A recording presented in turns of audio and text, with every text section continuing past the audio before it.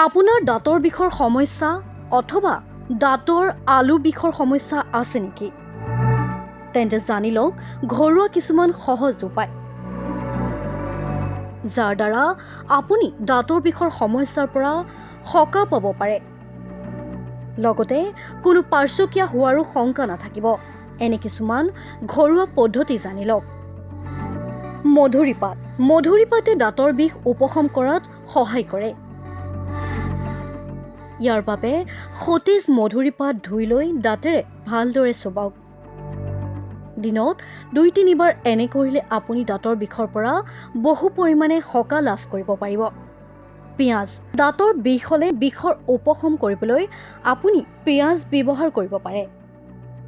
ইয়াৰ বাবে পিঁয়াজৰ টুকুৰা এটা লওক আৰু দাঁতেৰে ভালদৰে চুবাওক। ই দাঁতৰ বিষৰ উপশম কৰাৰ লগতে মুখৰ বেক্টেৰিয়াও আঁতৰ কৰিব।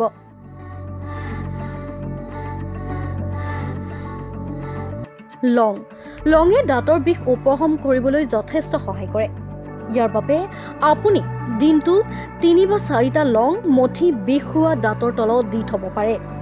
ইয়াৰ বাবে আপুনি লং তেলো ব্যৱহাৰ কৰিব পাৰে। এনেদৰে আপুনি যদি দিনটোত ৩ বাৰ কৰে তেন্তে আপোনাৰ দাঁতৰ বিষৰ অথবা আলু ফুলা উপশম হ'ব। আলু। দাঁতৰ বিষৰ পৰা সকাহ লাভ কৰিবলৈ আপুনি আলু ব্যৱহাৰ কৰিব পাৰে। আলুৰ বাকলি গুচাই টুকুৰা টুকুৰকৈ কাটি লওক। ইয়াক ১৫ মিনিটৰ বাবে বিষ হৈ থকা দাঁতৰ তলত ৰাখি থওক। চাব আপুনি বহু পৰিমাণে সকাহ লাভ কৰিব।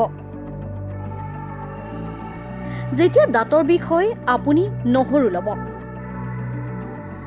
২টা নহৰু বাকলি পেলাই দিয়ক আৰু ইয়াক দাঁতেৰে চুবাওক, বিশেষকৈ বিষ হৈ থকা দাঁতেৰে। এনে কৰিলে আপুনি বিষৰ পৰা বহু পৰিমাণে মুক্তি পাব। নহৰু দাঁতৰ বিষৰ বাবে খুবেই ভাল।